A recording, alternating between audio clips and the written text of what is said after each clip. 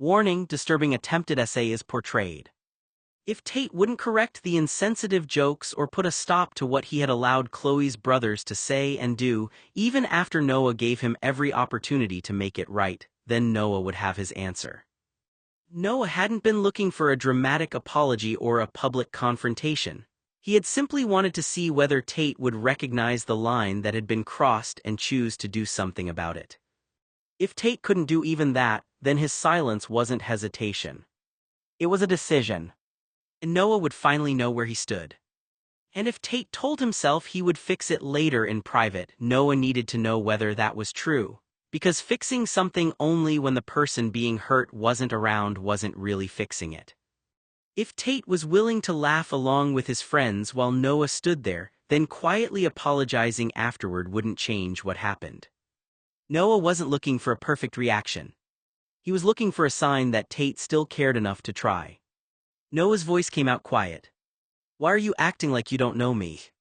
A few guys exchanged glances instantly. "Ew. There it is." Tate rolled his eyes dramatically. "Oh my God." Noah stared at him. "What?" "You're doing the thing again," Tate smirked. "What thing?" "The intense emotional interrogation thing." The room laughed softly. Noah felt his stomach twist. "I asked you one question." "Yeah, and you asked it like we're best friends or on a first-name basis, Nate." More laughter. Noah's mouth fell slightly open. For a second, he couldn't even process what he had heard. Tate hadn't simply avoided introducing him. He hadn't just stayed quiet while the others made assumptions. Noah could have explained that away, at least tried to. He could have told himself Tate was uncomfortable, that he was worried about the reaction of the people around him, that he was trying to maintain some kind of social balance. But this was different. Tate had called him Nate. Not by accident. Not because he was distracted. Not because he was struggling to remember in the middle of a conversation. He had chosen a different name. And somehow that hurt more than the silence. Because names mattered, a person's name was the simplest recognition that they existed. It was the smallest acknowledgement that someone saw you as an individual. Noah had spent years knowing Tate. Years of memories, conversations, and moments that only the two of them shared. Tate knew exactly who he was. But standing there in front of these men, Tate reduced him to someone else. Nate. A stranger. A name that sounded close enough that maybe nobody would question it, but distant enough that Tate didn't have to admit any connection. Noah realized the message behind it. His name wasn't important enough to get right. Not in this room. Not in front of these people. And that realization settled heavier than any joke the others could have made, because strangers judging him was one thing, they didn't know him. But Tate did. Tate knew exactly whose name he was refusing to say. Charles looked delighted now, fully invested.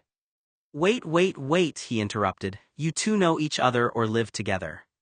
Tate sighed as this conversation exhausted him. "Unfortunately." Noah blinked hard. Unfortunately, that word physically hurt, because Tate used to beg Noah not to move out. Used to fall asleep with his head on Noah's shoulder during movies. Used to reach for him automatically in crowds. Tate saw Noah looking at him, and immediately looked annoyed. "Don't do that face." "What face?" Noah sniffled. "That wounded face." Noah laughed once softly in disbelief. "You just pretended not to know my name." "It was a joke. You've known me since kindergarten." Charles barked a laugh. "Kindergarten is crazy." One of the other men grinned. Bro got demoted from soulmate to random civilian. The couch erupted again. Noah looked at Tate desperately now, not because he wanted these men to like him, because he needed Tate to stop. "Just stop. Tate." The room reacted instantly to the way Noah said his name. "Too soft. Too familiar." Charles pointed immediately. "Nah, hear that, that's heartbreak." Another guy laughed. "Dude sounds devastated." Tate rubbed a hand over his mouth, trying not to smile. That destroyed something in Noah. Because Tate looked embarrassed, not guilty, embarrassed by Noah, like Noah caring about him this much was humiliating. Charles leaned forward. "So wait," he said slowly, looking between them, "did he think you guys were a thing?" The room got quieter. "Interested." Noah stopped breathing. Tate looked away first, jaw tightening briefly. And for one tiny moment, Noah thought maybe. Maybe this was where Tate shut it down. Not cruelly. Just honestly. Instead, Tate laughed under his breath. Noah stood there frozen, as Tate's voice carried through the room. He gets confused, Tate said with a laugh, turning the situation into something casual. My mom made me play with him and bring him home, and then he got really attached. I had to cut him loose because he was ruining the vibe of my social circle. The words landed harder than Noah expected. Not because Tate was explaining their past. Because he was rewriting it. Years of memories were reduced to something embarrassing, something childish, something Tate could joke about in front of people who didn't know the truth. Then Tate kept going. He thought we were going to own a house together and have a future, he said, shaking his head like the idea was ridiculous. He basically thought he was the bitch in the relationship. The room laughed, and Noah felt something inside him go quiet. Because Tate wasn't just allowing people to misunderstand him anymore. He was handing them the story. He was giving them permission to laugh at something that had once mattered. The boy who had once stayed beside Noah when he was sick, who had comforted him when he was scared, who had made him feel like he wasn't alone, was now presenting those same memories as something pathetic. Noah looked at Tate, waiting for some sign that it was a joke taken too far, waiting for Tate to realize what he was doing. But Tate only smiled with everyone else. And that was the moment Noah understood. Tate wasn't protecting himself from awkwardness. He was protecting his image. And Noah was the price he was willing to pay. Charles and Derek, Chloe's older brothers, leaned forward with the kind of expression people wore when they thought they had found the perfect joke. They didn't whisper. They didn't care who heard. In fact, the way they looked toward Noah made it obvious the question was meant for him as much as it was for Tate. So did you and this guy ever actually fuck? Charles asked loudly, a smirk spreading across his face. The room shifted. A few people glanced between Noah and Tate, waiting for the reaction, waiting for the entertainment to continue. Tate laughed. Not an uncomfortable laugh, not a nervous laugh, a real one. No, of course not, Tate said, shaking his head like the idea itself was ridiculous. Then he added, but I got him to bend over nude every night in bed without giving it to him. The room exploded. The laughter came from every direction, loud and effortless, as Tate had just delivered the best joke of the night. And Noah just stood there. For a moment he couldn't move. It felt like his entire body had stopped trying to protect him because it didn't know how. His stomach dropped so hard it was like it had fallen through him, leaving behind a hollow, sick feeling that spread through his chest. The worst part wasn't the words. It was the sound of Tate laughing afterward. Noah had heard Tate laugh 1,000 times before. He knew the difference between a genuine laugh, a nervous laugh, and one meant to impress someone. This one wasn't for Noah. It was for them. For the men in the room who had already decided that Noah was someone they could look down on. Tate had taken everything Noah thought was private, every complicated feeling, every memory, every moment they had shared, and turned it into something disposable. Something that could earn him approval. Noah looked at Tate, almost expecting him to catch his eye and realize what he had done. To see the damage. To remember. But Tate only stayed there with the others, surrounded by laughter. And that was when Noah felt the deepest cut. It wasn't that strangers had humiliated him. It was the one person who knew exactly how much it would hurt who had chosen to be the person holding the knife. The room exploded. Noah felt like all the oxygen had left his lungs. Confused. That's what Tate reduced it to. Not the nights they spent tangled together on the couch. Not the kisses on foreheads or hugs in bed. Not the whispered conversations at 3 a.m, not Tate tracing his fingers absently over Noah's wrist while they watched movies, not the way Tate got jealous every time Noah dated somebody, not the way Tate once punched a guy for making Noah cry. Confused. Charles shook his head laughing. Oh my God. One of the men muttered, that's rough. Noah finally found his voice again. You liked me, Tate, you kissed me twice when we were kids. Silence. The room stilled instantly. Several heads whipped toward Tate. Charles' eyes widened dramatically. No fucking way. Tate immediately groaned. Oh my God, Noah. You did. It was one time by accident. You kissed me twice. The room lost it. Twice. Charles laughed. That's not helping your case, Tate, Derek smiled. You're sounding bisexual as hell right now. Tate pointed angrily with a chip. He was clingy during prom. It was a kiss years ago during a school dance. It was not intentional. That only made them laugh harder. Noah stared at him in disbelief. He was being goofy, Tate continued defensively. I was trying to calm him down. Charles nearly fell sideways laughing. You thanked him with your mouth. It wasn't like that, Tate scowled. Noah felt tears threatening now. Humiliating. Because Tate was taking one of the most important moments of Noah's life and turning it into a locker room joke. Noah remembered every detail of that night. Tate's shaking hands. The silence afterward.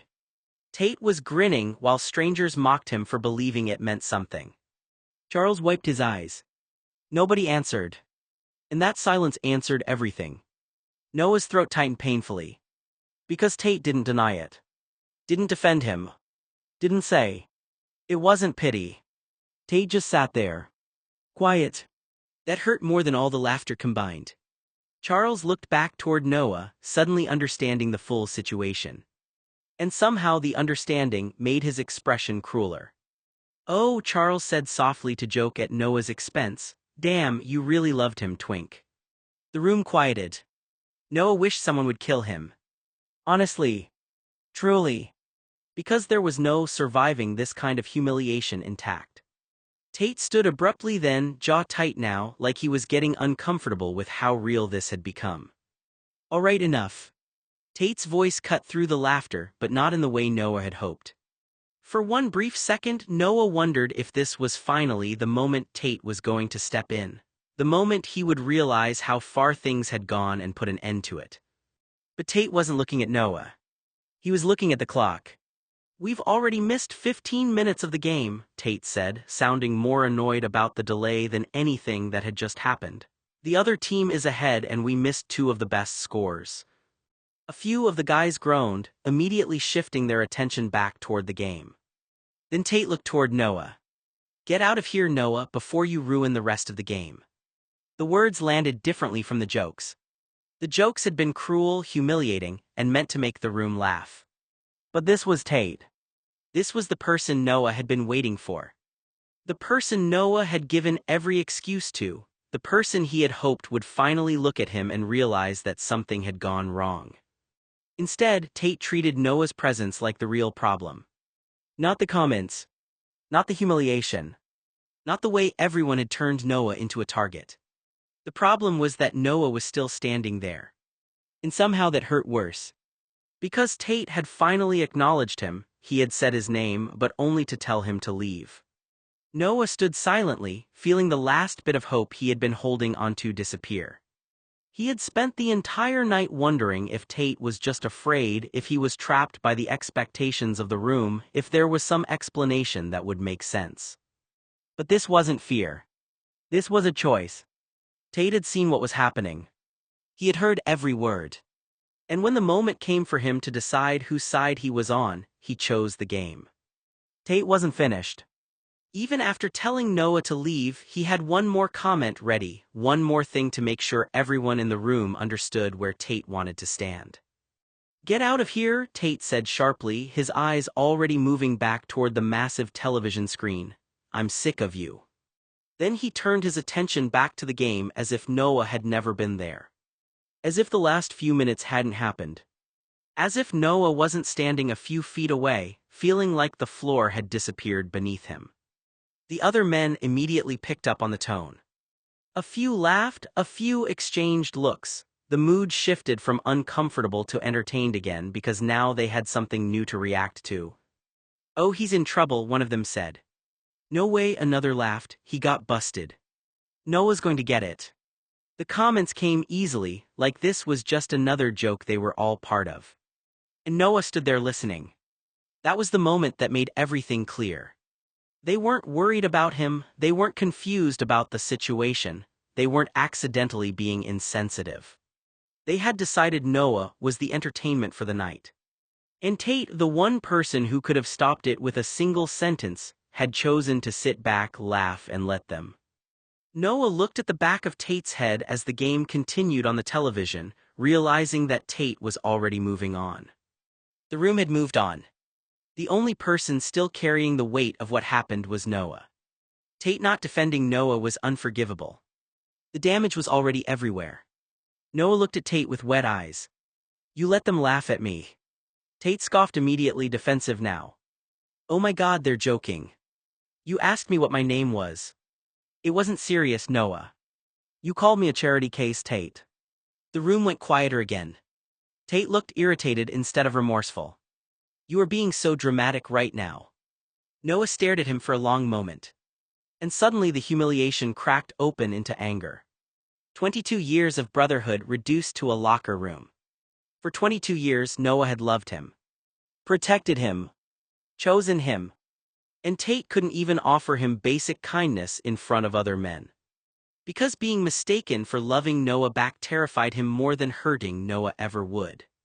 Tate smirked, leaning back like none of this weighed anything on him, while Noah stood there trying not to fall apart in front of everyone. "Get out of here," Tate said, waving a hand toward the stairs without even really looking at him. "Chloe's brothers are trying to watch the game and you're distracting everybody." A couple of the men chuckled immediately, like Noah was some annoying background noise instead of a person standing right there. Charles didn't miss the opening. He tilted his head toward Noah with a grin. "Wait, so is he like your little charity case or something?" The room burst into laughter again. "Yes," Tate said quickly, too quickly, like the idea itself was ridiculous. Then, softer but sharper, he added, "We were pushed together by our moms to play as kids until—" Tate stopped talking, probably remembering his wedding to Chloe, then finished his sentence. "Doesn't matter, let's watch the game." That landed harder than the joke. Noah felt something inside him fold in on itself. Noah's hands trembled slightly at his sides. He looked at Tate one last time, like there was still a version of him in there somewhere that would stop this. Tate just glanced back at him, still smiling faintly, like this was all harmless entertainment. "Seriously," Tate said, nodding toward the stairs. "Go upstairs, you're making it weird." Another guy added, "Yeah man, we're trying to watch sports." Charles laughed again, shaking his head. "Bro got benched in his mommy's house." That got another wave of laughter. Noah didn't respond. He couldn't. If he opened his mouth, something inside him would break out in front of all of them, and he knew they would laugh even harder. So he turned. Slowly. Like every step cost him something. Behind him he heard Tate again, lighter now, like Noah was already gone. "And don't start crying again," Tate said casually. "It's embarrassing." A few of the guys laughed at that too. For the first time all night, Noah felt something other than heartbreak. He wanted to hurt Tate. Not physically. Noah wanted Tate to feel even a fraction of what he was feeling. He wanted him to experience the humiliation, the betrayal, the hollow ache that came from watching someone you trusted turn your most cherished memories into a room full of laughter. Because that was exactly what Tate had done. He had taken the most intimate, meaningful moments of their relationship and stripped them of everything that had made them special. Tate's mother hadn't forced Noah into Tate's life. Noah hadn't begged Tate to spend time with him. Tate had been the one who knocked on his bedroom door. Tate had been the one who invited him along, who chose to spend afternoons with him, who stayed over, who made Noah feel wanted. Those quiet moments of affection hadn't been obligations. They had been choices. The gentle kisses on the cheek when Noah was sick, the evenings Tate stayed beside him until he fell asleep, the comforting touches, the laughter, the promises, none of them had been accidents or misunderstandings. They had mattered. At least Noah had believed they did. Now, standing in a room full of strangers, Tate had rewritten those memories into something cheap. A locker room story. A punchline. He had spoken about Noah as though he were nothing more than someone desperate for attention, someone whose feelings existed only to entertain a group of men who didn't know either of them. As though Noah had been someone you could ridicule in private and dismiss in public. Someone whose dignity could be traded for a laugh. That was what hurt most. Not that Tate no longer cared. but that he had taken moments Noah had treasured for years and made them sound like they had never meant anything at all. The 18-year-old version of Noah would have swallowed the pain. He would have told himself Tate didn't mean any of it, that it was just immature locker room behavior, that this was how jocks acted around one another when they wanted to impress a crowd. Back then Noah had put Tate on a pedestal. Tate wasn't just his ex-buddy. In Noah's mind he was almost untouchable, a god. Whenever Tate said or did something that hurt him, Noah automatically assumed there had to be a reason, some explanation Noah simply wasn't seeing yet. The one thing 18-year-old Noah could never believe was that Tate would intentionally hurt him. So he always found an excuse. He misunderstood. He was under pressure. He didn't mean it. He'll explain later. Then Noah would go upstairs, close the bedroom door, bury his face in his pillow and cry himself to sleep, somehow convincing himself that whatever Tate had done was probably deserved. That if Tate was disappointed in him, embarrassed by him, or cruel to him, then Noah must have done something to earn it. But the 27-year-old Noah wasn't that boy anymore. Life had taught him something the teenager had refused to accept. The people you love are capable of hurting you. Sometimes by accident. Sometimes on purpose. Tate, of all people, knew exactly where Noah's heart was. He had 22 years of shared history, trust, affection, and vulnerability. He knew which memories Noah treasured. He knew which words would cut the deepest. And tonight he had used that knowledge. Not because Noah believed Tate hated him, but because Tate knew Noah had spent years forgiving him. Years of believing every explanation. Years rolling over and accepting whatever scraps of kindness Tate decided to offer after the damage had already been done. That realization changed everything. The younger Noah would have disappeared quietly. The older Noah didn't want to disappear. He still wasn't ready to announce his sexuality to a room full of strangers. The thought alone made his pulse race, but for the first time he was tempted. Not because he wanted their acceptance. Because he wanted the truth to shatter the performance.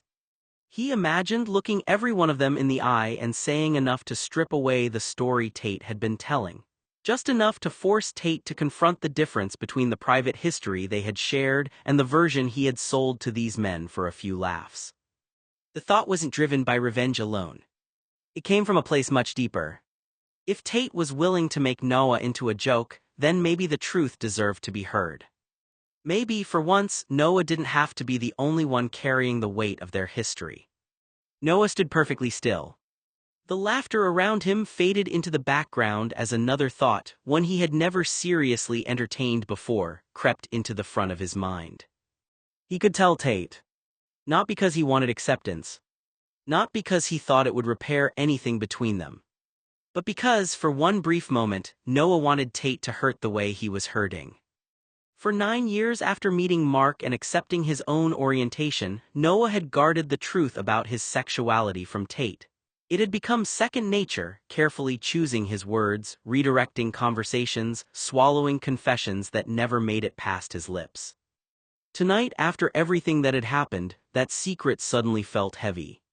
Dangerously heavy. Noah imagined breaking the silence. He could almost hear himself speaking. "Hey Tate, I'm gay." The room would go quiet. Every head would turn. The laughter would stop. Noah could almost picture Tate's expression changing, not all at once but in stages. First confusion. Then disbelief. Then the dawning realization that every joke he'd made over the last 20 minutes had landed very differently than he'd intended. In Noah's imagination, he didn't stop there. "I hid it from you," he would say quietly, "and tonight you proved exactly why." He imagined Tate opening his mouth to respond, only to find there were no words. "I didn't trust you enough to tell you the truth. I let you sit here and make jokes in front of everyone. I let you defend those jokes. I let you embarrass yourself now and in high school." The fantasy kept growing. "I watched while every straight guy in this room laughed and I never stopped any of it. I made a fool out of you." None of it was true. Noah knew that. He hadn't hidden the truth because he wanted to manipulate Tate or make him look foolish. He hadn't enjoyed keeping such an important part of himself secret. If anything, carrying it alone had been exhausting. But in the heat of his anger, the imagined words felt like weapons. He imagined taking the fantasy even further. "You know what's funny, Tate?" Everyone else knew. His voice stayed calm in his imagination. "My friends knew, my mom knew, your family knew, your parents knew, our friends knew, Uncle Joey knew, people you've sat beside at Sunday dinners knew." He paused. "And you didn't." The image in Noah's mind became painfully vivid. He imagined Tate's confident smile disappearing. The color was draining from his face. His eyes were darting around the room as every conversation stopped. The realization crashing into him that the boy he'd grown up beside, shared rooms with, laughed with, comforted, and joked about had been carrying a truth he had never been trusted with. Noah imagined Tate replaying years of memories in an instant. Late-night conversations. Long drives. Movie nights. The times they'd slept under the same roof. The afternoons they'd spent talking for hours.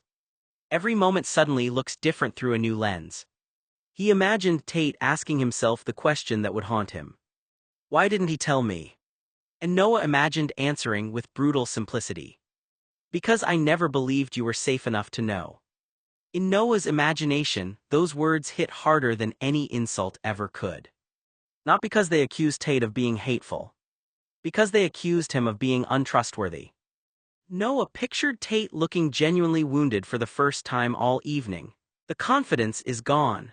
The easy grin was replaced by disbelief as he tried to understand how someone he thought he knew so well had hidden something so fundamental for nearly a decade. For a fleeting moment, Noah wanted Tate to feel that uncertainty. To question every memory. To wonder whether the relationship he believed he understood had been different all along. To feel blindsided. To feel embarrassed. To feel exposed. Then, just as quickly, Noah recognized what made the fantasy so appealing. It wasn't that he wanted to lie. It was that he wanted Tate to experience betrayal. Because betrayal was exactly what Noah was feeling now. Deep down, Noah knew the imagined speech wasn't the truth. He hadn't laughed behind Tate's back. He hadn't turned Tate into a joke. He hadn't spent years trying to humiliate him. That wasn't who Noah was. The fantasy wasn't a plan. It was the angry daydream of someone whose heart had just been broken by the person he had trusted most. Noah made up his mind. He wasn't going to yell. He wasn't going to beg. And he certainly wasn't going to stand there any longer while Tate and his friends laughed at him.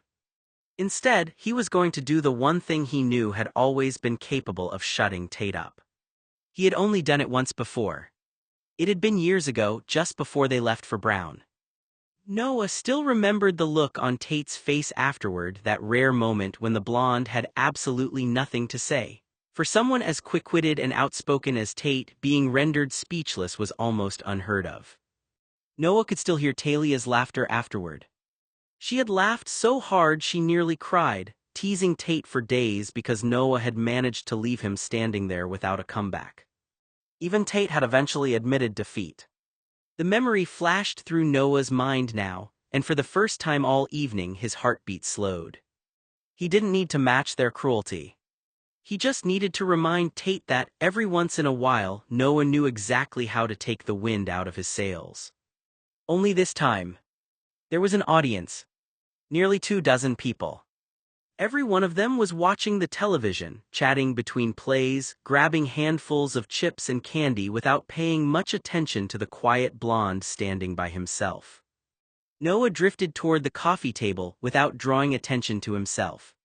Bowls of potato chips, pretzels, popcorn, mixed nuts, candy, brownies, cookies, and neatly arranged party snacks covered its polished surface. Bottles of soda and cans of beer sat in tubs of ice beside an assortment of dips, everything carefully laid out for the football watch party. Noah stopped beside the table. His fingertips rested lightly against its wooden edge. He glanced once toward Tate. The blonde hadn't looked back. He was completely absorbed in the game again, laughing with the same men who had spent the last several minutes making Noah the evening's entertainment. No one in the room understood exactly what buttons they were pushing. But Noah did. There were two things that had always been capable of cutting through Tate's confidence and making him lose control: Mark being too close to Noah and Joey. Mark represented something immediate, something personal, something Noah knew Tate reacted to instinctively. But Noah wasn't going to give Tate the truth about Mark. That was one secret Noah refused to use as a weapon. So that left the other thing. Joey. Because Noah knew the history there, he knew the insecurity Tate had carried for years, he knew the jealousy Tate had never fully admitted, the feeling that Joey, his uncle, had somehow been more important to Noah than Tate was. Tate had always wanted to believe he was the person Noah chose first. The idea that someone else could have occupied that place had always bothered him. So Noah reached for the one story he knew would hurt the most. Not because it was true. It wasn't. But because it was designed to strike exactly where Tate was most vulnerable. A story so shocking, so personal, and so impossible to ignore that Tate wouldn't be able to laugh it off or brush it aside. For once, Noah wanted Tate to feel powerless. He wanted Tate to understand what it was like to have something precious taken and turned into entertainment. The difference was that Noah knew the story was a weapon. Tate had taken real memories and made them into a joke. Noah was creating a lie to make Tate confront the pain he had caused. And as cruel as the thought was, Noah couldn't deny the satisfaction of imagining Tate's reaction. The confidence is disappearing. The jokes are stopping. The realization that, for once, Noah was the person who had control of the room. Noah inhaled slowly. He wasn't angry anymore. Not in the explosive sense. His anger had settled into something colder. Quieter. More deliberate. He knew exactly what he wanted to say. And he knew from experience that when the words finally left his mouth, Tate wouldn't be laughing. Noah turned away from the doorway without another word. Instead of leaving, he calmly walked several paces to the left until he reached the center of the entertaining room. Then he stopped. Deliberately. His entire body came to rest directly in front of the massive 60-inch television. The bright glow of the football game disappeared behind him, his silhouette swallowing the screen just as the opposing team lined up for the next play. The room reacted instantly. Hey! What the hell? Move! At least 8 of the men sitting on the sectional couches looked up in annoyance, their eyes snapping away from the game. A chorus of groans spread through the room as Noah's shadow completely blocked the television. Tate looked up with everyone else. The moment he realized it was Noah, his expression twisted with irritation. I told you to get lost, freak. The room burst into laughter. Noah didn't even blink. Instead, the corners of his mouth slowly curled upward. He smiled. Not a nervous smile. Not an embarrassed smile. A knowing one. Tate saw it immediately. His own grin began to falter. There was something unsettling about the expression on Noah's face. It wasn't hurt anymore, it wasn't pleading. It was confidence. A confidence Tate hadn't seen in years. There's something I want to say, Noah said quietly. His voice wasn't loud. It didn't need to be. The room had already gone still. Tate's smile vanished altogether. His brow tightened. He had seen that look on Noah exactly once before, years ago, and it hadn't ended well for him. Noah, Tate said cautiously. Noah ignored him. He stepped toward the coffee table, reached down, and casually picked up Tate's red plastic cup, the same one Tate had been absent-mindedly sipping vodka from between handfuls of plain potato chips throughout the game. Noah turned the cup slowly in his hand, almost studying it. Tate instinctively took a step forward. What are you doing? Noah looked back at him. You know, Tate. He smiled again. I did lie to you. Tate frowned. What? You remember those letters I used to write to your Uncle Joey? Tate's posture stiffened. His face lost what little color remained. Yeah. Noah nodded almost thoughtfully. We weren't just pen pals, and I wasn't just his nephew's surrogate as we led you to believe. Silence. Complete silence. The laughter evaporated from the room.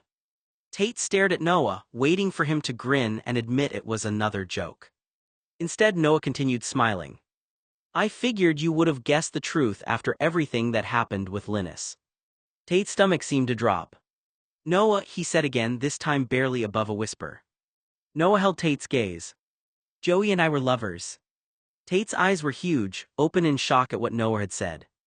Joey took my virginity on my 18th birthday, Noah said evenly.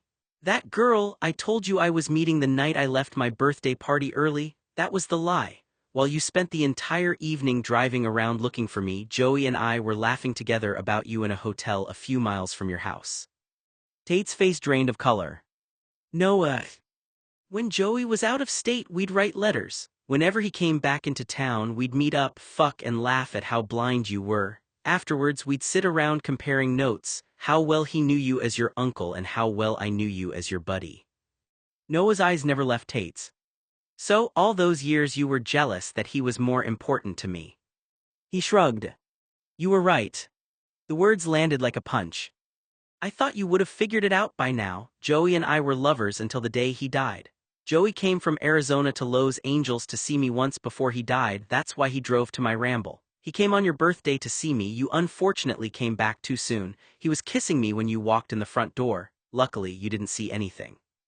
A long pause. And you? Noah tilted his head slightly. You were the third wheel every time he visited us until we left for Brown. Tate stood frozen. His mouth opened but no words came out. The room remained deathly quiet. Still holding Tate's cup, Noah looked down at the vodka inside. Without hesitation, he lifted the cup to his lips, took a mouthful, gargled loudly, spat it back into the cup. Then he dropped a thick glob of spit into it, and in one swift motion, Noah flung the contents straight into Tate's face. The vodka splashed across Tate's cheeks, soaked his hair, ran down his neck, and spilled onto his shirt and lap. The cup bounced across the hardwood floor. Noah looked around the room one last time. You guys enjoy the game. Then he looked directly at Tate, who was shocked to his core. And if I don't see any of you jerk-offs before morning? His smile disappeared. Get fucked, I'm going upstairs to think of your uncle Tate while I jerk off on your bed. Without another word, Noah turned and walked out, leaving only stunned silence behind him. Noah saw the change happen in Tate's face. At first, Tate looked like he was waiting for the punchline. Like he was expecting Noah to crack a smile, admit it was some ridiculous joke, and give him an opening to laugh along with everyone else. But that moment never came. The confidence slowly drained out of him. The easy expression disappeared. The smirk that had been there all night, the same smirk Tate wore whenever he felt in control of a room, vanished completely. And Noah had never seen that happen before. Not once.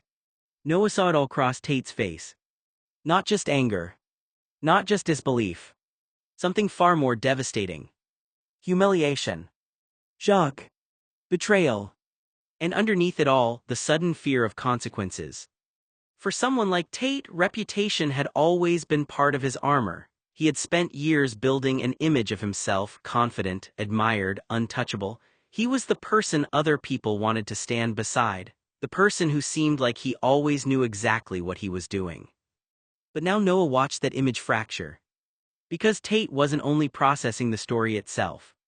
He was imagining what everyone else would think. The men in the room. His friends.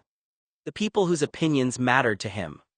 The idea that they might look at him differently was almost unbearable.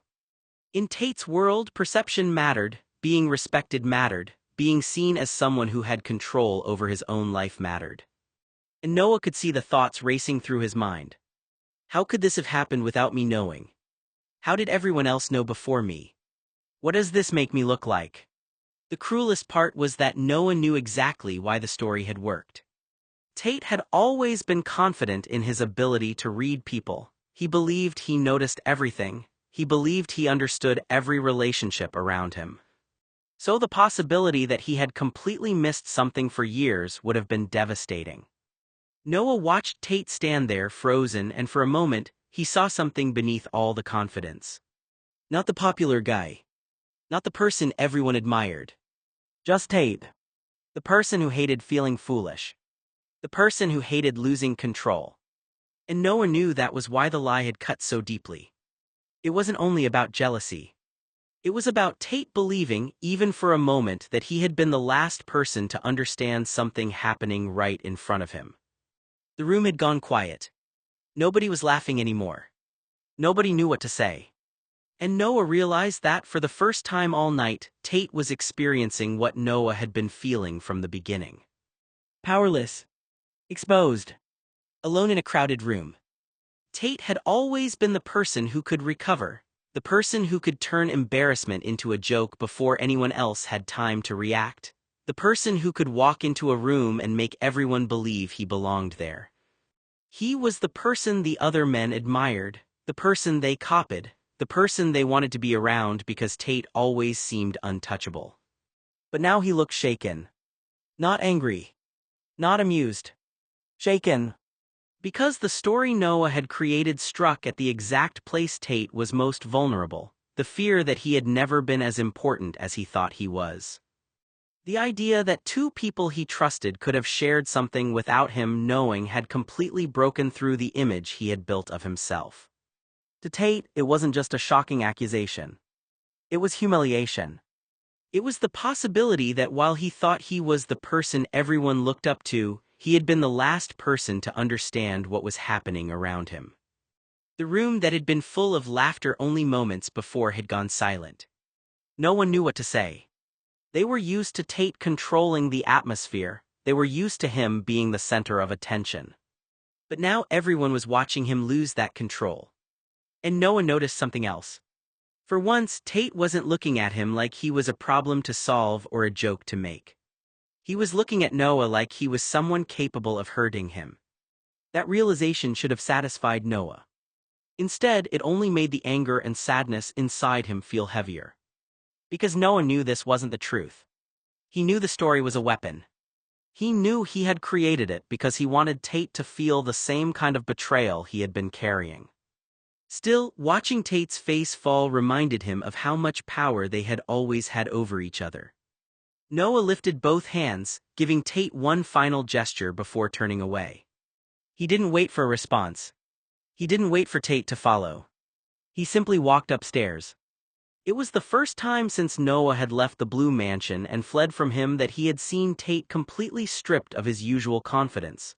Years had passed, and Noah had watched Tate face countless situations without ever seeing that expression disappear. But tonight the smile was gone.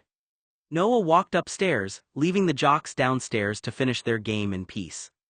Upstairs, Noah entered Tate's childhood bedroom and shut the door behind him. Then he shut the door. The familiar room surrounded him, the place filled with old memories, old conversations, and years of history that suddenly felt painful to think about. Noah sat on the edge of Tate's bed and made a decision. For tonight he wasn't moving. For years, Noah had been the one who adjusted, the one who understood, the one who made room for Tate's moods, Tate's choices, and Tate's mistakes. Not tonight. This room had once been a place where Noah felt safe. It was where memories lived, childhood conversations, late-night talks, years of knowing someone so well that silence between them had once felt comfortable. Now, after everything that happened downstairs, Noah felt like he had earned the right to take up space. Tate could sleep somewhere else. The spare room. The couch. Anywhere. Noah didn't care. Tate had spent the night making it clear that Noah was someone who could be dismissed, mocked, and pushed aside when it was convenient. Noah wasn't going to continue making himself smaller just to protect Tate's comfort. If Tate hated seeing Noah in his childhood bedroom, then Tate could deal with that feeling. For once, Noah wasn't thinking about what Tate wanted. He wasn't thinking about the image Tate needed to maintain. He wasn't thinking about making things easier. He pulled the covers back and settled in, staring at the familiar room around him. The irony wasn't lost on him. The person everyone downstairs treated like he didn't belong was now lying in the place that had once belonged to the person everyone thought owned the world. And maybe that was exactly what Noah needed. Not revenge. Not victory. Just one night where he didn't move aside. He wanted Tate to wonder if Noah was thinking about Joey while he jerked off in here. He wanted Tate to feel uncertain. He wanted Tate to understand what it was like to have someone you trusted make you feel small. And as much as Noah hated admitting it, part of him wanted Tate to lie awake, wondering about every memory they had ever shared. Life continued as if nothing had changed. Noah pressed his face harder into his hands while lying on Tate's mattress. His mind kept looping the same thing over and over, like it couldn't find another path. 22 years as Tate's buddy. 23 years of knowing him. Sleeping next to him on floors, couches, and borrowed beds. Sharing everything that mattered and pretending it meant something mutual. And now, hey, what's your name again? That question kept replaying, sharper every time. Not because it was funny. Because Tate hadn't even hesitated. Because Tate had looked at him like he was disposable enough to forget on purpose. Noah inhaled sharply, then immediately regretted it as it turned into something unsteady. He wiped his face quickly, angry at himself for crying, angrier that it wouldn't stop. Noah pressed his forehead against the edge of the mattress, eyes squeezed shut. He tried to tell himself to stop. Tried to convince himself this didn't matter, the way it felt like it mattered. But his body didn't listen. Because it wasn't just embarrassment. It was recognition. The realization that for years he had been building a story in his head where he mattered to Tate in the same way. Equal, mutual, real. And Tate had just proven casually, easily, that Noah had been alone in it the entire time. Downstairs the cheering got louder. A touchdown maybe. Someone whooped. Noah let out a quiet, shattered breath. He lay back on the bed slowly, staring up at the ceiling, trying to force the ache in his chest into something manageable. It didn't work. Instead, the room blurred slightly at the edges as more tears came, slipping silently into his hairline. He turned his face into the pillow to muffle the sound. And worst of all, I still hear how normal everything sounded down there without him. The next morning didn't feel like morning in the usual way. It felt like the aftermath of something that had already broken. Tate was in the kitchen barefoot, leaning against the counter with a bowl of cereal he hadn't really touched. The spoon sat in it uselessly, milk slowly thinning the flakes into something soggy and forgotten. He looked fine. That was the worst part. Hair slightly messy, sweatshirt on, posture relaxed as if nothing had happened after midnight games and laughter, and Noah standing in his own house like a stranger. The TV in the living room was still on low volume, some early sports recap playing to an empty couch. Tate scrolled his phone with one hand, half listening, half not caring.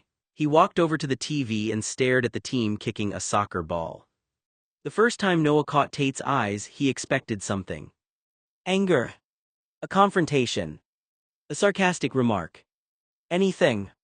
Instead, Tate's expression was unreadable. For a brief second, their eyes met across the room and Noah tried to figure out what was happening behind Tate's face.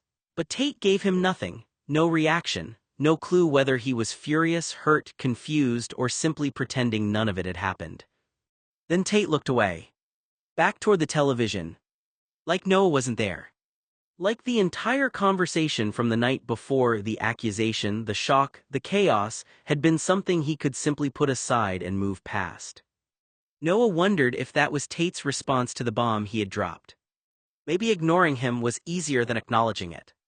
Maybe Tate was still trying to process what Noah had said about Joey. But the strangest part of all of it wasn't even the silence. It was what Tate was doing. Watching sports. Noah knew Tate. At least he thought he did. Tate had always been good at sports. In junior high and high school, he had been the person everyone noticed on the field. He had the athletic ability, the confidence, the physical presence. But he had never actually loved sports. He hated the locker room culture surrounding them. He hated the posturing, the constant competition over who was the toughest or most impressive. That was a big reason he never pursued athletics professionally despite having the talent. Tate liked winning. He liked being good at things. But he didn't love the games themselves. So seeing him sitting there, completely absorbed in a sports broadcast, eating plain, generic chips, felt strangely unfamiliar to Noah. It was almost like Tate was playing a role. The image of the guy everyone expected him to be. The stereotypical alpha male. The kind of person who could be easily recognized from across a room because he fit the picture everyone had in their head. Maybe that was what this was. Maybe Tate felt pressure to perform a version of masculinity that made sense to everyone else. Maybe sports, the casual snacks, the loud room full of guys, all of it was part of an identity he had learned to wear because it was what people expected from him. Because Tate had never actually needed any of those things to be confident. He had always been confident. That was what made it so strange. Noah watched him stare at the screen, wondering whether Tate was genuinely interested or whether he was simply hiding inside the role everyone else wanted him to play. And somehow, that bothered Noah almost as much as everything else. Because it reminded him that even after everything, there were still parts of Tate he didn't understand. That's when the front door opened. Susie stomped inside and glared at Tate after reading a text from Noah when she woke up. "Are you serious right now?" Susie didn't even wait to be invited in. She stepped straight into the house as she owned it, shutting the door behind her harder than necessary. Tate looked up slowly. "Oh," he said like this was mildly inconvenient. "Hey." Susie stared at him for a long second, then she laughed once, not amused, disbelieving. "Don't hey me, you bastard, I just got a text from Noah," she said, and I thought he was exaggerating. Tate raised his eyebrows slightly, still leaning on the counter. "About what?" Susie walked into the kitchen fully now, dropping her bag onto the chair with a sharp thud. "About you turning into a complete idiot last night." Tate sighed. "Here we go." "No, don't here we go me," Susie snapped immediately. Her voice was already rising. "Do you have any idea what you did?" Tate finally put his spoon down. "We were joking around." Susie's eyes widened. "Joking," she repeated. Tate shrugged. "It wasn't serious." Susie let out a sharp breath through her nose, like she was trying very hard not to explode immediately. "Noah told me what you said," she said, "all of it." Tate glanced away briefly. "It wasn't a big deal." Susie stepped closer to the counter. "That's the problem," she said. "To you it wasn't." Tate finally looked at her properly now, a little more guarded. "What's your issue?" "My issue?" Susie pointed toward the hallway as Noah might still be standing there. "You stood in front of a room full of people and pretended you didn't know his name." Tate rolled his eyes. "Oh my God." "No, listen to me," Susie cut in sharply. "You asked him what his name was after 23 years. Tate's jaw tightened slightly. "I was messing around." "You were humiliating him." Tate scoffed. "He'll get over it." Susie went very still for a second. "That was worse than the yelling." "You don't get to decide that," she said quietly. Tate looked irritated now. It was a joke, everyone was joking. Susie laughed again, but this time it cracked. "Everyone was laughing at him," she corrected, "not with him." Tate picked his spoon back up like this conversation wasn't worth his attention. "He's dramatic." Susie stared at him like he'd spoken a different language. "Dramatic." Tate shrugged again. "He cried upstairs," she said slowly. Tate finally paused. "Just slightly." Then he sighed. "Yeah, well." "No," Susie interrupted immediately, her voice rising again. "No, yeah, well, you don't get to yeah, well that." Tate set the spoon down harder this time. "What do you want from me, Susie?" Her laugh came out sharper now. "What do I want?" she repeated. "I want you to act like a decent human being." Tate's expression hardened. "It was a joke," he repeated again, more defensive now. "He's fine." "Noah is not fine after what you did," Susie snapped. Tate pushed off the counter slightly. "He's always like this, gets emotional over everything, that's just—" "Stop talking," Susie said. Tate blinked. "Excuse me." "Stop," she repeated louder, "talking about him like he's some inconvenience you have to tolerate." Tate opened his mouth, but she cut him off again. "You don't get to reduce him to dramatic because you can't handle the fact that you hurt him." Tate exhaled sharply through his nose. "I didn't hurt him." Susie's eyes went wide again. "Oh my God," she said, "you actually believe that?" Tate didn't answer. That silence said enough. Susie shook her head slowly, walking once across the kitchen. Tate leaned back against the counter again, arms crossing now, defensive posture. "And," he asked flatly, "you think I should have stopped the whole house because he got his feelings hurt?" Susie stopped packing instantly. "You should have stopped it the second it started," she said. Tate scoffed. "It wasn't that deep." Susie's voice rose again. "He thought you didn't know his name," she said loudly. "After everything, after years of you sleeping next to him, after everything he's ever done for you." Tate cut in annoyed. "That's not." "Yes, it is," Susie snapped, "and you stood there and laughed like it was nothing." Tate's eyes narrowed slightly. "He's not a child, Susie." "No," she shot back immediately, but you treated him like one. The kitchen went quiet for a second. Even the TV in the other room felt louder. Tate ran a hand through his hair now, visibly irritated. You're making this bigger than it is. Susie let out a sharp, humorless laugh. I'm not making anything bigger, she said. You already did that last night in front of a room full of people who don't care about him. Tate shook his head. They were joking. And he was the joke, Susie said. That landed differently. Even Tate paused this time. Susie stepped closer again, voice shaking now not with fear but anger. You don't get it, she said. You never have. He doesn't laugh it off as you do. He doesn't have 20 people backing him up when you decide he's entertainment for the night. Tate frowned. You're overreacting. Susie snapped. No, Tate, you're underreacting. That finally made him go still. Susie pointed toward the hallway again, voice cracking now. He went upstairs and cried himself to sleep while you were downstairs laughing with strangers about how disposable he is. Tate looked away. Just briefly. But Susie caught it. And that made her angrier. Oh, she said softly, dangerously. There it is. Tate looked back. What? You know it was wrong, she said. Tate's jaw tightened. I don't. Susie stepped forward again, voice rising to a full shout now. Yes, you do, she yelled. You just don't want to deal with it. Tate straightened slightly. Keep your voice down. No, she shouted again louder. You don't get to control this part of the conversation. Tate's face hardened. He came into my house.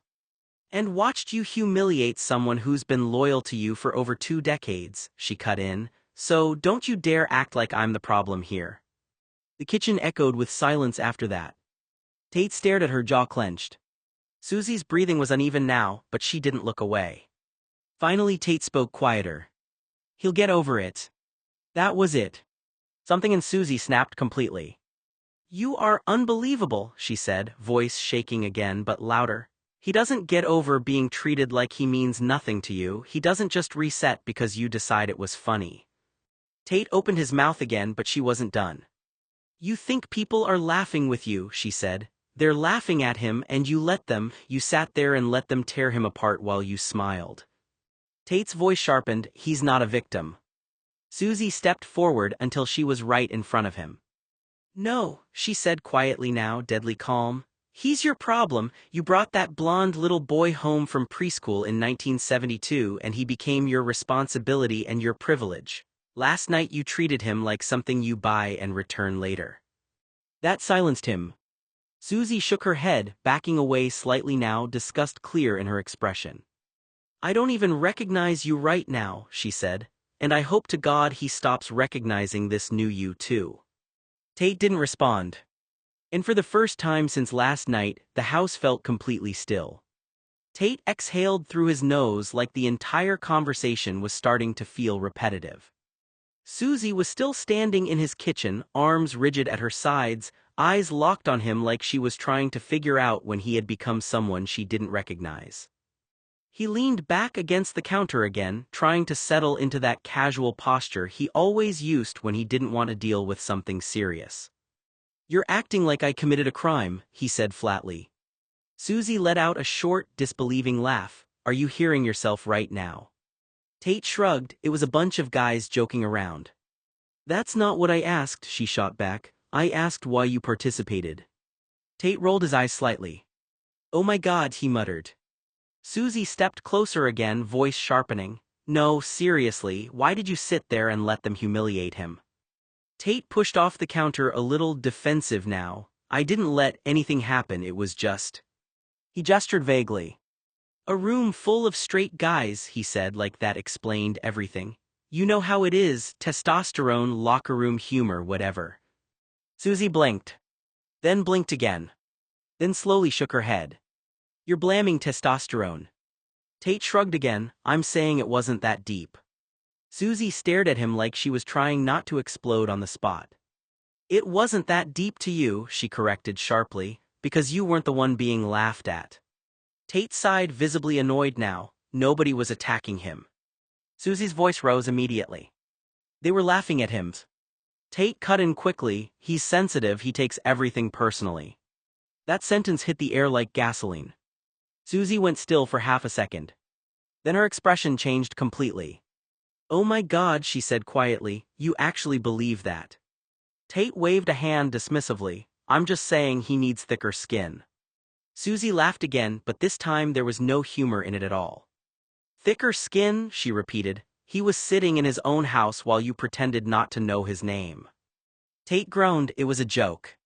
Susie snapped. It stopped being a joke the second he stopped laughing.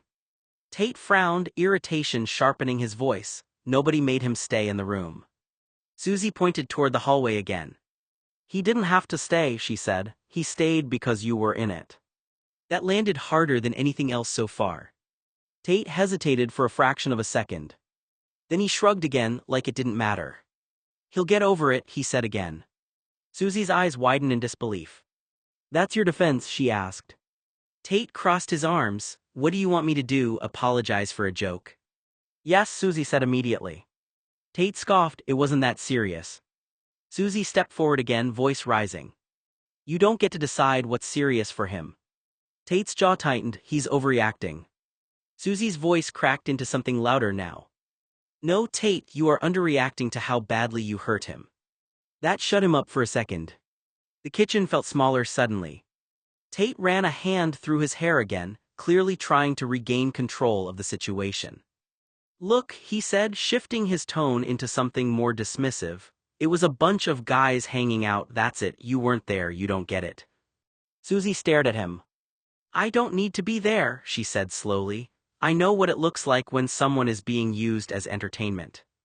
Tate exhaled sharply. Nobody used him. Susie's voice dropped dangerously. "They did," she said, "and you participated." Tate shook his head. "You're making it sound like I planned some attack on him." Susie cut in immediately. "You didn't stop it."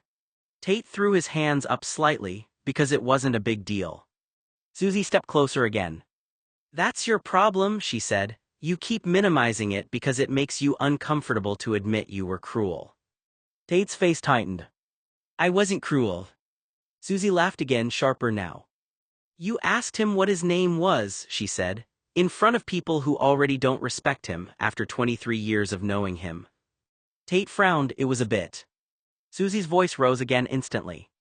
"Everything is a bit to you until someone gets hurt." That made him go quiet for a moment. Susie kept going, packing now, anger building. "You know what you did," she said. "You gave them permission, you made him the punchline and then sat there laughing while they ran with it." Tate shook his head again, annoyed. They were joking around. Susie stopped packing. Slowly turned back to him. "No," she said, "they were following your lead." That line hung in the air. Tate looked away briefly. But not long enough. Susie noticed. And her voice sharpened again immediately. "Oh," she said, "there it is again." Tate looked back. "What?" "That tiny moment where you know I'm right." Tate's jaw clenched. "You're not right." Susie stepped forward again, voice rising into another shout. "Then explain it to me," she demanded. "Explain why the second he walked in you decided to treat him like he was nothing." Tate sighed loudly. "He always makes things weird." Susie's eyes widened. "Do you hear yourself?" she asked. Tate shrugged. "He does." Susie pointed toward the hallway again. "He cried upstairs," she said, "while you were downstairs laughing." Tate looked irritated again. "I didn't make him cry." Susie's voice cracked with anger. "You contributed to it." Tate shook his head. "He's too emotional." That was it. Susie snapped fully. "Oh my God," she yelled, "that is not an excuse for cruelty." Tate straightened slightly, matching her volume now. "It's not cruelty." "Yes, it is," she shouted back. "If someone you've known for 23 years is crying because of what you said and you still call it a joke, that's cruelty." Tate scoffed. "He'll be fine." Susie laughed again, almost shaking now. "He will be fine," she said, "because he always is, because he always picks himself up after you drop him." That made Tate pause again. Just slightly. Susie saw it. And pressed harder. "You don't see him," she said. "You see someone you can poke at when you're bored and then dismiss when it gets inconvenient." Tate's voice lowered. "That's not true." Susie didn't back down. "Yes, it is. A beat." Then she added, quieter but sharper. "And you know it." Tate looked away again, jaw tight. Susie shook her head slowly. He watched you last night, she said, sit there and laugh while he stood trying not to fall apart in front of strangers. Tate exhaled, it wasn't that serious. Susie's voice snapped again. It was to him.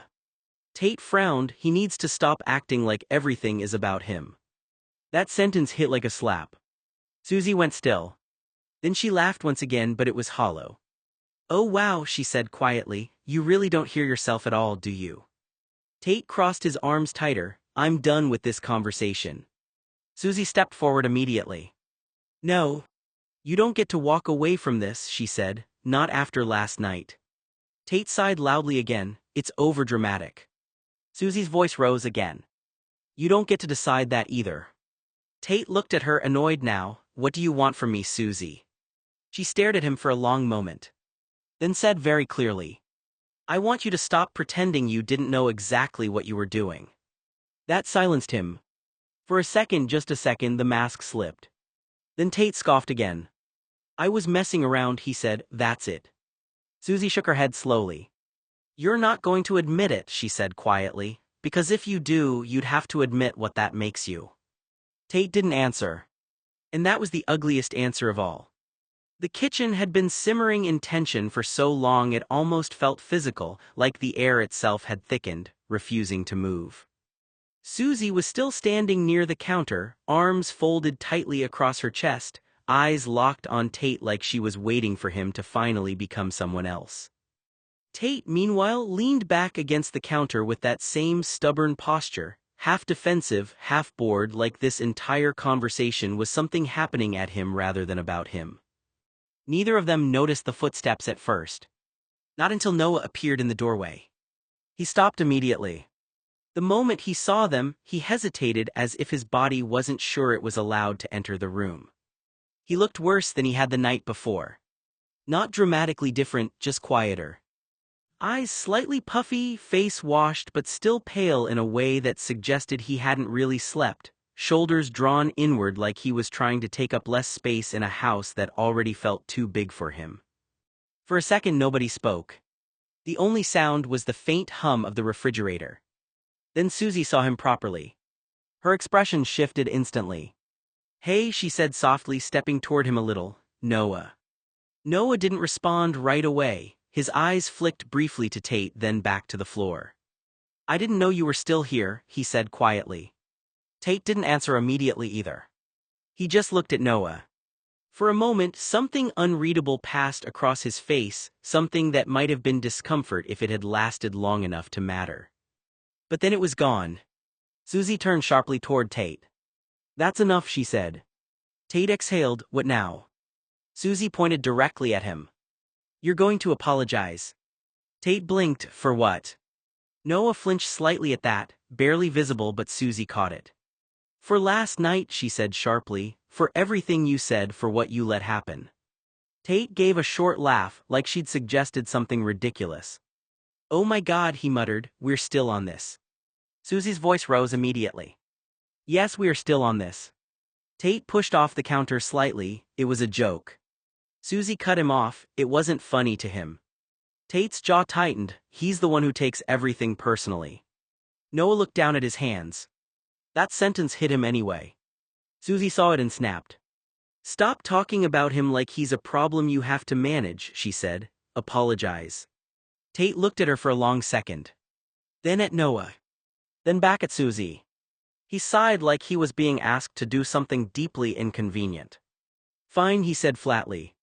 Noah looked up slightly at that. Susie narrowed her eyes. No, not fine, actually do it. Tate hesitated. Then turned toward Noah fully. The room went quiet again. Noah didn't move, he just stood there bracing himself in a way that made Susie's stomach tighten. Tate rubbed a hand over his jaw. Look, he started. Susie immediately cut in, no excuses, just apologize. Tate shot her a look. Then turned back to Noah. There was a pause. A long one. Noah's eyes stayed on him, tired in a way that went deeper than sleep deprivation. Tate finally spoke. Okay, Tate said, I'm sorry you got your feelings hurt. Susie didn't relax. Neither did Noah. Because the tone was already wrong. Tate continued before anyone could interrupt him. I'm sorry you got upset, he said. Susie's eyes widened slightly. Noah didn't respond. Tate shrugged faintly, like he was trying to keep it casual. But honestly, he added, if you don't want to be made fun of, maybe you shouldn't come into the room when those guys are here. Silence. It dropped instantly. Susie stared at him like she couldn't believe he had just said it out loud. Noah's face went still. Not angry. Not emotional. Just still. Like something inside him had shut down to protect itself. Tate continued anyway, already leaning back into his familiar defense. I mean, you walked in while a bunch of guys were hanging out, he said. That's kind of what happens, it's not that deep. Susie stepped forward immediately. No, she said sharply, no, no, no, don't you dare rewrite it like that. Tate looked irritated again. That's what happened. Susie pointed at him. You humiliated him in front of people he doesn't even know, she said, and now you're blaming him for being there. Tate shrugged. He didn't have to stay. Noah's fingers tightened slightly at his sides. Susie turned back toward him, voice shaking with anger now. Do you hear yourself, she asked. Do you actually hear what you're saying? Tate sighed again. He's not a child. No one said he was, Susie shot back, but you treated him like entertainment. Tate shook his head. That's not what happened. Susie's voice rose. You asked him what his name was after 26 years. Tate waved a hand dismissively. It was a joke. Susie stepped closer again. And when he reacted like a human being, you told him he was embarrassing. Tate frowned. He is dramatic. Susie's voice snapped again. Stop labeling him to avoid accountability. That made Tate pause for a fraction of a second. Just enough for Susie to push harder. You don't get to apologize like that, she said. That's not an apology. Tate looked annoyed now. What do you want me to say? Susie gestured toward Noah. The truth, she said. Tate looked at Noah again. Noah didn't move. Didn't speak. Just waited. That silence should have meant something to Tate. But instead, he exhaled like he was being forced into a performance. Fine, he said again, sharper this time. I'm sorry you felt embarrassed. Susie immediately reacted. No, she said loudly, that's not it. Tate ignored her. But I'm not going to sit here and act like I did something wrong just because you're sensitive about it, he continued. Noah's expression tightened slightly at that word. Sensitive. Tate kept going. I didn't insult you, he said, now looking directly at Noah. I was joking, you just took it badly. Susie stepped forward again, voice rising. That is not an apology. Tate finally snapped slightly. What do you want from me, Susie? He said. I said sorry. You didn't mean it. I did, he shot back. I'm sorry you're upset. Susie threw her hands up. That's not accountability, she yelled. That's just you trying to shut this down so you don't have to feel uncomfortable. Tate exhaled sharply. Noah, he said, turning back toward him again, voice tighter now, you need to stop acting like everything I do is some kind of attack on you. Noah finally spoke. Quietly. I didn't say it was. That made the room go still again. Tate blinked slightly, like he hadn't expected him to speak at all. Noah continued, voice low. I just wanted you to know my name. Silence. That landed differently than anything else. Susie's expression softened instantly, anger still there but redirected. Tate looked at him for a moment. Then shrugged. Well, I know it now, he said. Susie snapped again immediately. You are impossible, she said. Tate exhaled like this was exhausting him. It's not that serious. Susie stepped closer again, voice shaking.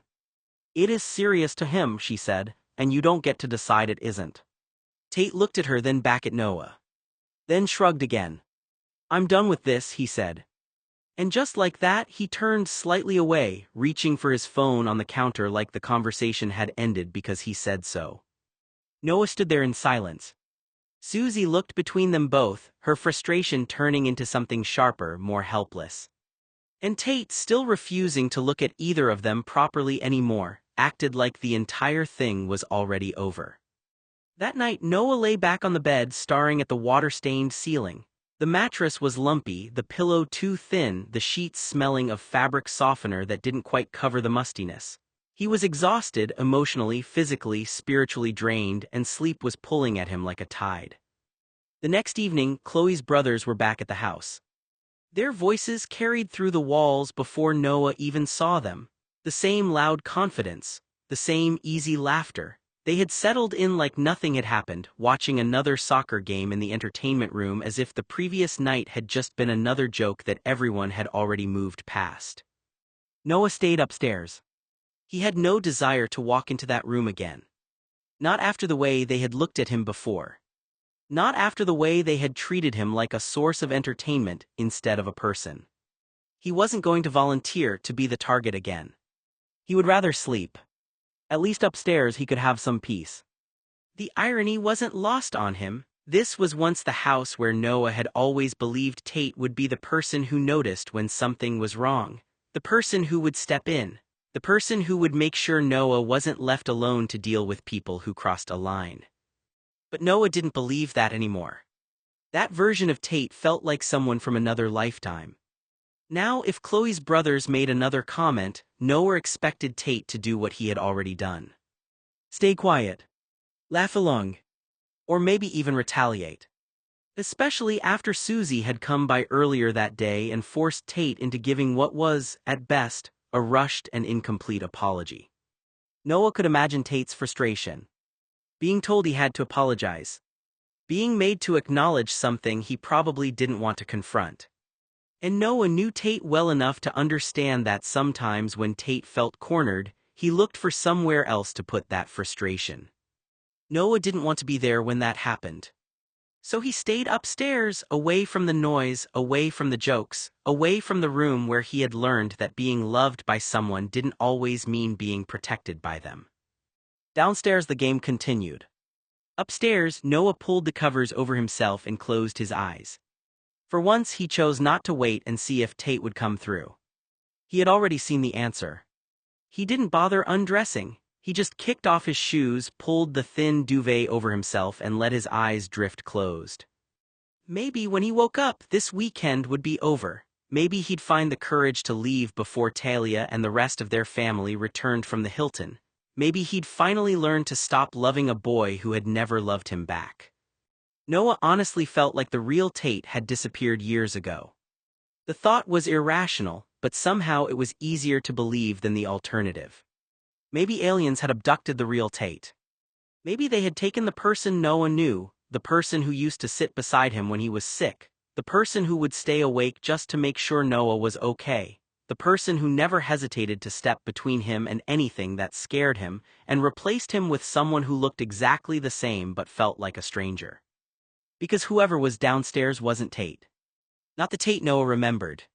Not the Tate who had once made Noah feel like he mattered. The person downstairs had Tate's face, Tate's voice, Tate's mannerisms, but none of the things that had made Noah trust him. The old Tate would have noticed. The old Tate would have seen Noah standing there, uncomfortable, and immediately understood what was happening. The old Tate would have shut down the jokes before they went too far.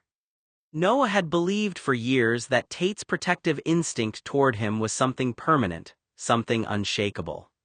If Noah was scared, Tate showed up. If Noah was hurting, Tate noticed. If someone tried to hurt Noah, Tate was the person who stood between them.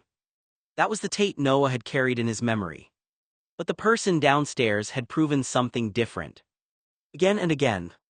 Noah felt like he had finally accepted something he had spent years refusing to see. Tate wasn't going to protect him anymore. Not from humiliation. Not from cruel jokes. Not from people who decided Noah was an easy target. Maybe Tate had changed. Maybe he had grown into someone who saw Noah as a responsibility he no longer wanted to carry. Someone from a different world who no longer felt obligated to care about someone like Noah. And that realization hurt more than Noah wanted to admit. Because losing Tate wasn't just losing a friend. It was losing the person Noah thought would always be there. Noah turned away from the noise downstairs. He didn't want to listen to the laughter. He didn't want to wonder whether Tate was joining in. He didn't want to keep hopping for a version of Tate who might not exist anymore. So he closed his eyes. At least in sleep, he could find the Tate he remembered. The Tate who cared. The Tate who chose him. The Tate who would have never let him stand alone in a room full of people trying to tear him down. And for tonight that was enough. Whatever was downstairs could stay there. Noah fell into sleep like falling into deep water, slow at first, then all at once, the world dissolving into darkness and sensation. He dreamed of warmth, of weight, of familiar hands and a familiar heartbeat pressed against his own. In the dream, he was back in high school lying in Tate's bed. The silk sheets were cool beneath him, the canopy casting shadows overhead. Tate was on top of him, naked and warm, his dark head resting on Noah's chest. His hand was pressed over Noah's heart, fingers tracing lazy circles on his skin. "I love this," Tate murmured in the dream. "I love the way you feel beneath me. I love the sound of your heart." Noah's hand came up to stroke Tate's hair, the strands soft between his fingers. In the dream, there was no judgment, no fear, and no secrets. There was only this, the comfort of closeness, the intimacy of shared breath, the knowledge that he was wanted. "Tell me you need me," Noah whispered. "I need you. Tell me you love me." Tate lifted his head, his dark hazel eyes meeting Noah's. In the dream, there was no hesitation, no ambiguity. His gaze was clear and steady and full of something that looked like devotion. "I love you, Noah, I've always loved you." The words washed over him like warm water, filling the empty spaces in his chest. Noah smiled, his fingers tracing the line of Tate's jaw, pulling him down for a hug, and then the dream shifted. A younger voice of Tate filled with a warmth Noah hadn't heard in years. A voice full of love. A voice full of devotion. A voice that belonged to the Tate Noah remembered. "Wake up, Noah." The words were soft at first, almost like a whisper. "Wake up, Noah, please." There was something in the way Tate said his name that made Noah's chest tighten. It wasn't the impatient voice from downstairs. It wasn't the voice that had dismissed him, mocked him, or acted like Noah was someone inconvenient. This was the Tate who used to sit beside him when he was sick. The Tate who stayed when everyone else left. The Tate who made Noah believe he mattered. "Wake up, Noah, wake up before it's too late." The urgency in Tate's voice pulled Noah closer to consciousness. His brow furrowed beneath the blankets. For a moment, Noah fought against opening his eyes because he was afraid of what he would find. Afraid that the voice would disappear. Afraid that it would only be a memory. The darkness of the room came back into focus. The ceiling above him. The familiar walls. The quiet air around him. Noah blinked, his heart still caught between the dream and reality. Because for a few precious seconds, he had heard the Tate he loved. The Tate who cared. The Tate who would have never let Noah feel alone. And now Noah had to find out whether that Tate was only something his mind had created. Or whether some part of him was still there. The warmth above Noah's body became wrong. The weight became heavy, crushing, suffocating. The hands on his skin were unfamiliar, rougher, grasping instead of gentle. The breath against his neck was hot and sour, smelling of beer and something meaty. Noah's eyes flew open. For a disorienting second, Noah thought he was still dreaming. The room was dark, the ceiling the same water-stained pattern, the weight on top of him familiar enough to be Tate's. But it wasn't Tate. The body pressed against him was larger, heavier, with thick thighs straddling his hips and hands that were pawing at his ass through his jeans. Fingers dug into the waistband of his pants, tugging, trying to work their way inside. There was a hardness pressing against his backside and the sound of labored breathing in his ear. Noah's blood turned to ice. This isn't Tate, this isn't Tate. His brain screamed at him to move, to fight, to do something. But his body was sluggish with sleep, his limbs heavy and unresponsive. The hands on him kept moving, groping, squeezing.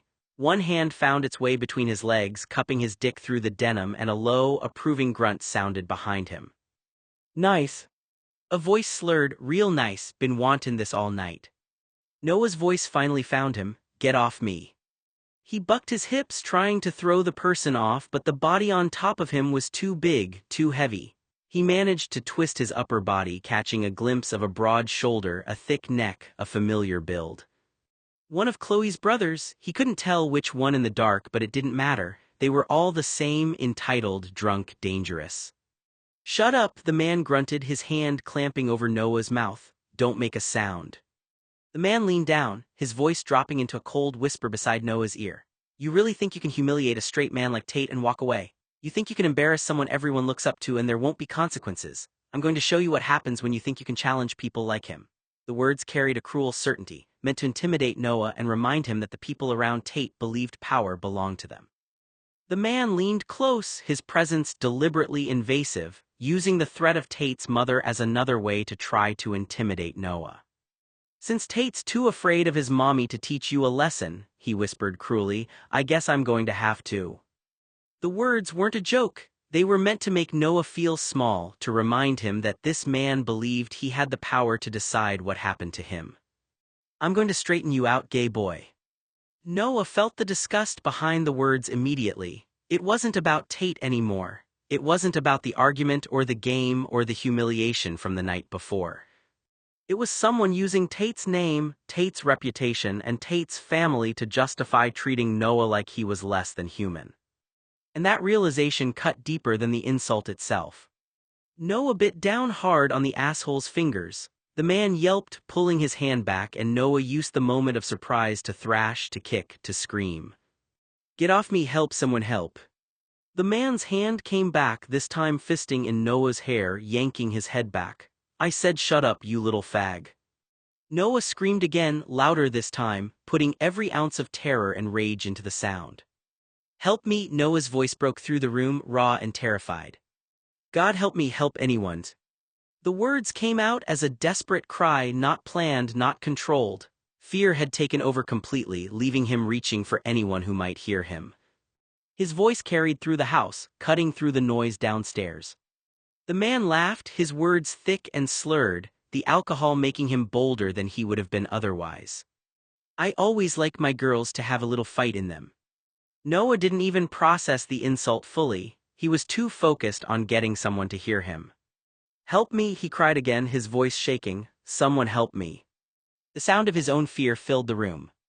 Then the man moved closer. Before Noah could call out again, the man's hand clamped over his mouth, cutting off the next cry before it could escape. The sudden silence was terrifying. Noah could still feel the panic rising inside him, but now his voice couldn't reach anyone beyond the room. His eyes widened as he realized how quickly the situation had changed. A moment ago, he had been calling for help.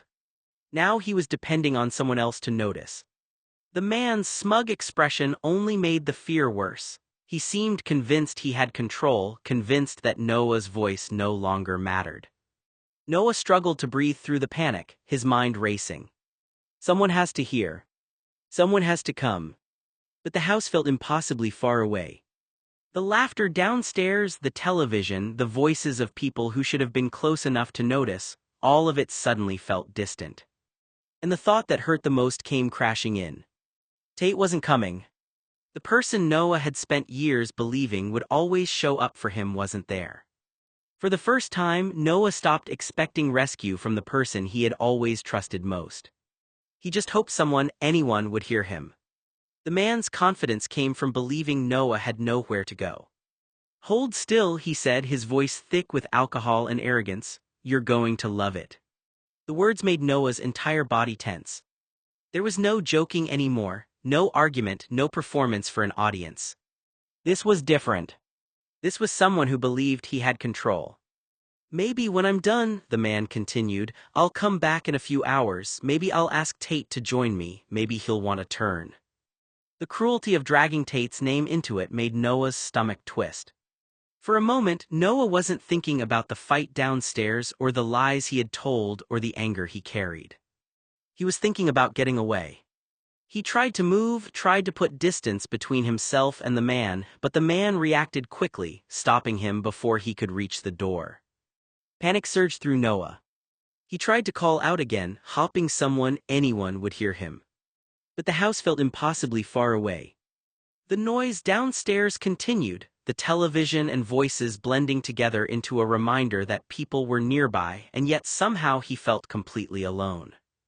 The man's confidence only made the fear worse. Noah's thoughts raced. Tate isn't coming. That realization hurt in a way he wasn't prepared for. For years, Tate had been the person Noah believed would show up, the person who would notice, the person who would step in. But now Noah was trapped in a moment where he needed someone, and he didn't know if anyone was going to hear him. His vision blurred from panic and exhaustion as he fought to stay focused. Then, the door opened. The sound cut through everything. The man stopped. Noah looked toward the doorway, barely believing what he was seeing. Someone had heard. Someone had finally come. Light flooded the room, harsh and blinding. Noah blinked, his eyes adjusting, and saw a figure silhouetted in the doorway, barefoot, wearing nothing but boxer shorts, his dark hair disheveled like he'd just been woken up. Someone stood in the doorway. For one impossible second, Noah's mind didn't question it. He just saw him. Uncle Joey. Standing there like he had walked in from another room, like he was exactly where Noah needed him to be, like nothing had changed. Noah's exhausted mind reached for the only explanation it wanted to believe. Help had come. Then reality crashed back in. Joey was dead. The realization hit him with a strange, crushing clarity. He wasn't supposed to be here. Which meant this wasn't real. His mind was creating something because he was terrified, because he was overwhelmed, because he was desperate for anyone to appear. Noah stared through the haze, trying to make sense of what he was seeing. A memory. A dream. A hallucination. Anything except a rescue. The room felt distant, sounds became muffled and far away, his thoughts slowed as panic and exhaustion overwhelmed him. He had spent so long believing that someone would come if he needed them badly enough. Tate. Joey. Anyone. But standing there, seeing someone who couldn't possibly be there, Noah understood how desperate his mind had become for safety. His eyes struggled to stay focused. Then through the fog, the figure in the doorway moved. And for the first time in what felt like forever, Noah wondered if maybe he wasn't imagining everything. Maybe someone really had heard him. An angry, enraged voice bellowed into the darkness of the room. What the hell is going on? Tate's voice was sharp, cutting through the chaos. He stepped into the room, his hand finding the wall switch, and the overhead light flickered on, illuminating the scene in brutal clarity. Noah was on the bed, twisted and half upright, his shirt rucked up around his chest. On top of him, Derek, Chloe's brother, the one with the blonde crew cut and the mean eyes, was frozen in place, his hands still gripping Noah's waist, his pants undone and hanging open. The room went silent. Derek's face was flushed, his eyes glassy with alcohol and adrenaline. He looked from Noah to Tate and back again, a slimy grin spreading across his face. Just having a little fun, he said, his voice slurred. Didn't think the faggot would mind. Tate's expression didn't change, but something in his eyes went cold, hard, dangerous. Get off him. Or what? Derek laughed, but it was hollow, uncertain. What are you going to do, pretty boy? Tell my sister, she won't believe you over me. You want to turn with the fag after I come. Noah was gasping for air under the bully as Derek's thumbs on his face restricted his breathing. Tate crossed the room in 3 long strides. He grabbed Derek by the back of the neck, his fingers digging into the soft flesh there, and yanked him off Noah with surprising strength. Derek stumbled. Caught himself on the edge of the dresser and spun around, his fists clenched. What the hell, man? You heard me? Tate's voice was low, controlled, but there was a tremor in it, a barely contained fury that made Noah's breath catch. Get out, now. Derek's eyes flickered between Tate and Noah, his jaw working. For a moment, Noah thought he was going to swing, but then something in Tate's posture shifted, a coiled readiness that spoke of violence waiting to be unleashed, and Derek thought better of it. Whatever, he muttered, tucking himself back into his pants, not worth the trouble. He shouldered past Tate, pausing at the door to look back at Noah. If you tell anyone, fag, I'll say you came onto me, and everyone knows I'm not the one who sleeps with other guys. The door slammed behind him. The silence that followed was thick, suffocating. Noah was shaking, his breath coming in short, ragged gasps. He couldn't stop trembling, couldn't stop the tears that were streaming down his face, couldn't stop the sound of his own whimpering. Tate stood in the middle of the room, his back to Noah, his hands clenched at his sides. His shoulders were heaving, his body rigid with tension. Tate, Noah's voice cracked. Tate, please. Tate turned. His face was pale, his eyes dark and unreadable. He looked at Noah, at his ex-buddy's distraught, tear-streaked face, his trembling hands, the rumpled state of his clothes, and something in him seemed to break. He crossed to the bed, sitting down on the edge, reaching out to touch Noah's shoulder. His hand was warm, steady, grounding. "Are you okay?" did he? "I'm fine." Noah's voice was barely a whisper. He didn't get that far. "I woke up before." Tate's jaw tightened. "I should kill him." "You can't." "I know." Tate's hand moved to cup Noah's face, his thumb brushing away a tear. "But I want to hurt him the way he hurt you." Noah leaned into the touch, his eyes closing. For a moment he let himself feel safe, let himself believe that everything would be okay. But then the memory of downstairs came rushing back. The cruel words, the dismissive laughter, the way Tate had looked at him like he was a stranger. He pulled away. "Don't." Tate's hand dropped. "Don't what?" "Don't act as if you care, not after what you said last night." The words hung between them, sharp and accusing.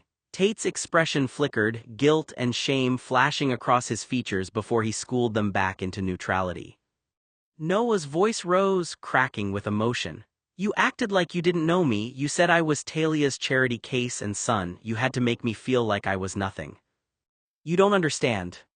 "Then explain it to me." Noah was on his feet now, his hands shaking, his voice raw. "Explain to me why you keep doing this. Why do you push me away in public and save me in private? Why do you say you hate me and then treat me like I'm disposable?" Tate stood too, facing him. His eyes were wild, desperate, trapped. "Because I'm scared of my mom." "Okay," his voice broke. "I'm scared of what it means if she finds out I let you get hurt. I'm—" "That you what?" Noah stepped closer, his heart pounding. "Say it, Tate, for once in your life, say it." Tate's hands came up to grip Noah's shoulders, his fingers digging in. His face was twisted with pain, with longing, with a fear so deep it seemed to swallow him whole. "Go to bed." The words hung in the air, fragile and electric. Noah sat frozen, his breath caught in his chest. He had waited so long to hear those words, dreamed of them, ached for them, but now that they were here, they felt unreal, like something that couldn't possibly be true. Noah stared at it for a moment like he didn't understand what it meant. Tate kept his voice low. "You don't have to sit there alone if you don't want to."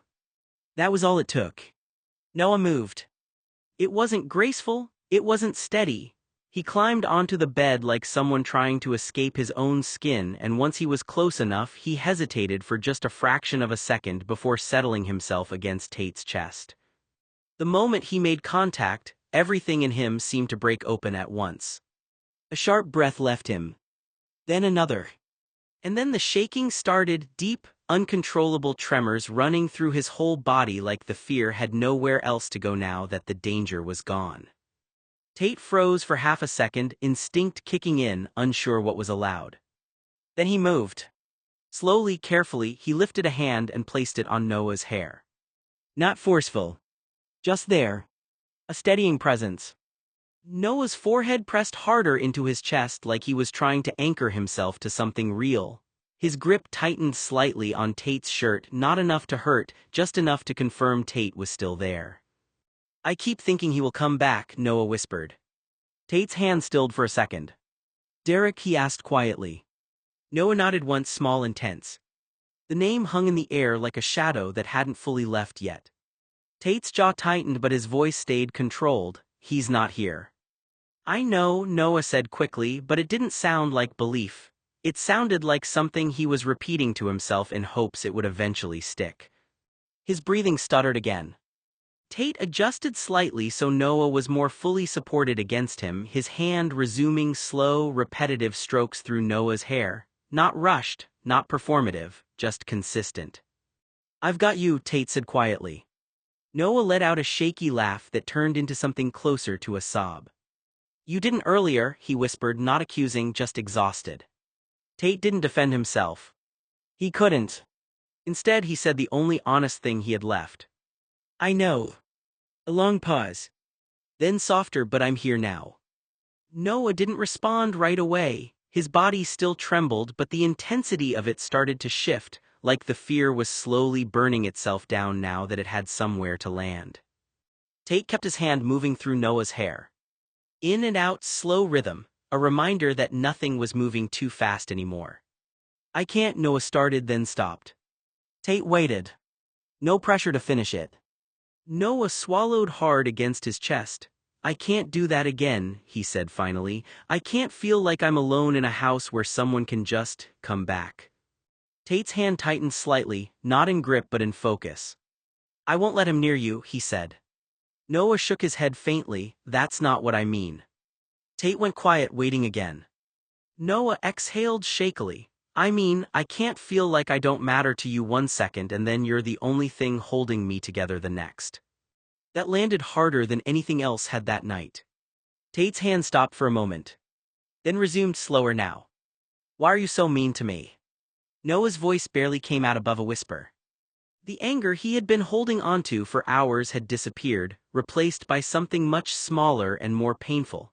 He sounded less like someone trying to fight and more like someone who was trying to understand how everything had changed. You weren't meant to be with me for 22 years, Noah said, his voice cracking. 22 years, Tate, and then suddenly you were just cruel. Tate sat there silently. For once he had no quick response.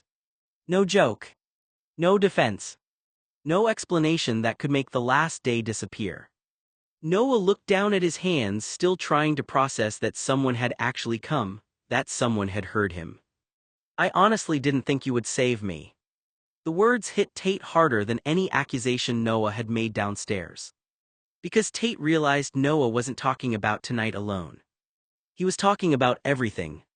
Every moment Noah had needed him and wondered whether Tate would choose him. Tate took a sharp breath. His expression changed. The anger, the embarrassment, the confusion, all of it gave way to something heavier. Regret. Noah. But Noah didn't look up. Tate swallowed. I may hate you right now, Tate said quietly. I may be hurt, I may not even know what to do with everything that's going on between us. Noah's brow furrowed at Tate's words. What's going on between us? The phrase stayed in his mind, confusing and unsettling. He wanted to stop Tate, to ask him exactly what he meant by that, whether he was talking about the argument downstairs, the years of hurt between them, or something deeper that Noah had spent years trying not to name.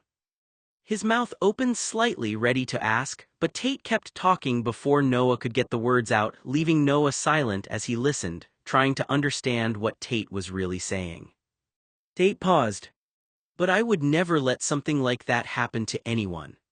His voice hardened, not with cruelty but with certainty. Not to you, not to anyone in this house. Tate looked toward the doorway, then back at Noah. We don't rape strangers in my parents' house. A beat of silence passed. We don't let people get hurt here. The words hung between them. Because Tate knew the painful truth. He could say he would protect Noah from that kind of danger, but Noah had needed protection from something else, too, from humiliation. From cruelty.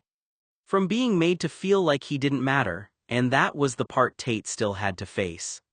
Noah burst into tears.